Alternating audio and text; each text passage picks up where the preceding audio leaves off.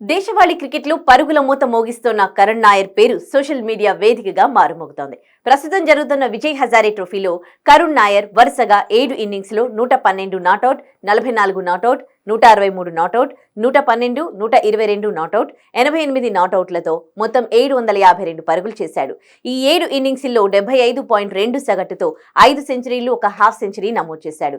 ఈ 7 ఇన్నింగ్స్లో అతను ఒక్కసారి అవుట్ అయ్యాడు. అసాధారణ ప్రదర్శనతో విదర్భ జట్టును ఫైనల్ కు చేర్చాడు. ఈ ప్రదర్శన నేపథ్యంలో కరుణ్ నాయర్ ను భారత జట్టులోకి తీసుకోవాలనే డిమాండ్ వ్యక్తమవుతోంది. అయితే టీమిండియా మాజీ వికెట్ కీపర్ దినేష్ కార్తిక్ మాత్రం భిన్నంగా స్పందించాడు. ఎన్ని పరుగులు చేసినా కరుణ్ నాయర్ కు చోటు దక్కదని స్పష్టం చేశాడు. ఇప్పటికే ఛాంపియన్స్ ట్రోఫీకి సంబంధించిన జట్టు ఖరారైందని, కొత్త వారికి అవకాశం కష్టమేనని అభిప్రాయం వ్యక్తం చేశాడు.